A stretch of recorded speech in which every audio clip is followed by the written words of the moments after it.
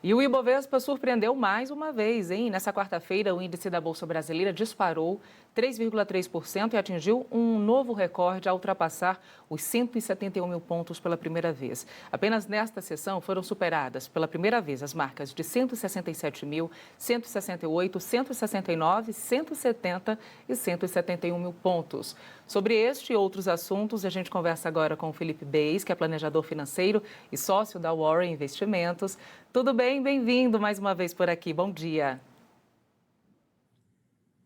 Bom dia, Thalita. Bom dia, obrigado novamente pelo convite. Bom dia a todo mundo que nos assiste aqui na Band News. Bom, a gente que agradece a tua participação. Eu queria separar, vamos começar falando aí sobre esses dados aí, né, que mais uma vez marcaram história, quebraram recorde, mas quero dividir em dois pontos. Entre as influências, nós tivemos dados positivos com a indicação de uma entrada expressiva, né, de capital estrangeiro. Até que ponto, eu quero te perguntar, esse fluxo ele pode ser sustentável, né, ao longo de 2026, ao longo deste ano, mesmo se o cenário externo de risco se intensificar. E em um outro momento a gente vai falar também dos reflexos do presidente Donald Trump, né? Após aquele recuo das ameaças tarifárias que seriam impostas à União Europeia, também teve reflexo. Mas vamos começar aí com essa informação de que houve essa entrada estrangeira significativa para o dado. Tá bom.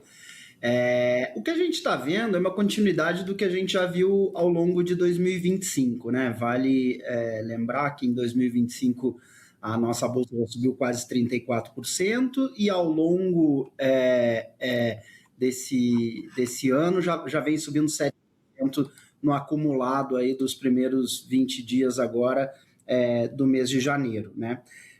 Existe sim, né, um aumento da confiança com o Brasil, isso é reflexo, como você mesmo falou, dessa entrada de investimentos estrangeiros que a gente vê. Boa parte também explicada pelo diferencial da taxa de juros, né, que é a diferença entre a taxa de juros aqui no Brasil e o que a gente vê no mercado norte-americano, então acho que esse é um dos principais pontos. Isso também influencia, né, na nossa moeda, vale lembrar que em 2024 também a gente viu o câmbio na faixa lá de quase R$6 e atualmente ele está em 5,30, então traz esse reflexo. Mas para a continuidade, digamos, desse fluxo positivo via financeira hoje que a gente vê de investidores estrangeiros, ainda depende daquelas, né, das condições que a gente quase que fala diariamente, que é a sustentabilidade fiscal, né, e uma previsibilidade doméstica, né? Então acho que esses são os principais pontos. E aí sobre esse assunto, né? Sim. Uhum. E aí também citava, Felipe, né, o cenário internacional também, né? Ontem o recuo do presidente Donald Trump em relação àquelas medidas, aquelas ameaças, né, de medidas que seriam aplicadas na tentativa ali de anexar a Groenlândia. Como é que tudo isso também acabou pesando para esse fechamento? A gente viu ontem mais um episódio do que o acrônico que existe já no mercado financeiro, o tal do taco trade, né? Que o taco seria Trump always chickens out, ou seja, ele começa uma negociação muito alta e acaba daqui a pouco fazendo alguns recuos ao longo de, digamos, em momentos mais formais, como a gente viu ontem, né? Então, como ele mesmo comentou, né? A não utilização da força militar na Groenlândia, isso aí que acabou tendo esse impacto positivo aí para os mercados, e além disso, uma questão mais comercial, né, que já começaria a entrar em vigor já a partir do dia 1º de fevereiro, as tarifas contra os países europeus que, digamos, não apoiassem a entrada, né, ou a compra, como ele está falando agora, a compra da Groenlândia pelos Estados Unidos. Então, o fato é que tudo isso, esses dois pontos, né, a questão da não utilização da força na Groenlândia e o recuo na questão das tarifas para os países europeus, foram suficientes para a gente ver a alta que a gente teve, né? Como você mesmo falou, né, vários recordes quebrados ao longo do dia, a gente subiu praticamente mais de 5 mil pontos num único pregão. Teve outro recorde também que vale mencionar, foi a maior alta diária desde abril de 2023, ontem com a bolsa subindo 3,33, né? Então teve esse impacto, obviamente que aqui também, por ser uma questão geopolítica, subiram, né, os preços das nossas empresas, que a nossa bolsa é muito ligada a commodities, mas empresas de commodities como Vale, Petro se valorizaram nesse cenário, né? Então, foi isso, sim. Acho que a entrada de fluxo estrangeiro, né, e as notícias geopolíticas aí melhores foram o que fizeram aí a Bolsa subir e bater os recordes que a gente viu ontem.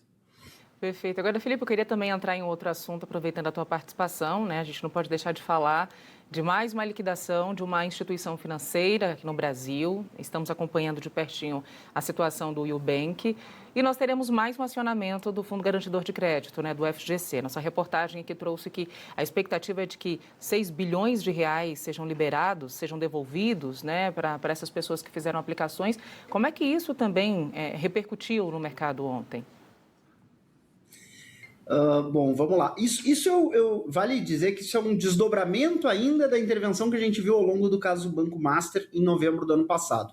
Tanto que eu me lembro que quando teve a intervenção em novembro do ano passado, muita gente no mercado financeiro se perguntou: o Eubank entrou dentro do conglomerado também para ser socorrido, e naquela ocasião não havia entrado. 2 meses depois a gente vê que o socorro se fez necessário, né? E o estopim disso foi porque eles não cumpriram algumas regras junto à bandeira Mastercard e foi o que, digamos, motivou a intervenção. Como você mesmo falou, 6 bi mais ou menos é o valor estimado que o Fundo Garantidor de Crédito talvez tenha que fazer esse ressarcimento, né? Lembrando, os instrumentos do Fundo Garantidor de Créditos, eles são cobertos até R$250 mil por CPF por instituição. Também vale um alerta aqui aos investidores que estão nos assistindo, por exemplo, se você tem os dois, né? Seja Banco Master e o Eubank. Se você fez a aquisição do Eubank antes digamos, da incorporação do Eubank pelo Banco Master, ou seja, antes de setembro de 2024, esses valores estão segregados. Se foi depois dessa data, entenda-se todos esses valores somados até o limite para a cobertura do 250 mil. Tá? Acho que esse é um ponto também que vale aí como utilidade pública. Inclusive, vale lembrar que existiam até algumas ofertas na mesa sendo pensadas para alguns investidores de olho no Eubank nesses últimos semanas, meses. Isso acabou não se concretizando e a gente viu, então, o final aí através da liquidação que ocorreu ontem, né? Do 6 bi, né, que tem de socorro para o Eubank. Vamos lembrar que também o tamanho do pote, no caso do Banco Master, são 40 bi. A gente está falando 40 mais 6. Esse é o alerta, tá? Porque eu acho que 40% de todos os recursos aqui do Fundo Garantidor de Crédito serão utilizados, tá? Para o socorro dessas duas instituições que, vamos imaginar que as duas, digamos, estão ligadas, são no mesmo conglomerado. Acho que tem esse o ponto de alerta. Ontem, ao longo do final do dia, já se especulava uma chamada de capital, uma nova chamada de aproximadamente uns 30 bi para integralizar, digamos, esse caixa do Fundo Garantidor de Crédito, que ele não é infinito, né? Ele tem um bolso e esse bolso está sendo esvaziado. Acho que esse é o ponto. Mas fica o alerta, acho que é sempre ruim para o mercado financeiro a gente ver casos assim. Um ambiente, né, de uma taxa de 15% da Selic, eventualmente isso provoca, né, acaba tendo esse ambiente um pouco mais adverso e por isso que a gente vê algum tipo de intervenção como essa. Perfeito. Felipe, obrigada, viu, pelas explicações, pela tua participação. Um excelente restinho de semana e até a próxima por aqui. Obrigado, bom dia, obrigado pelo convite e obrigado a todos que nos assistem. Tchau.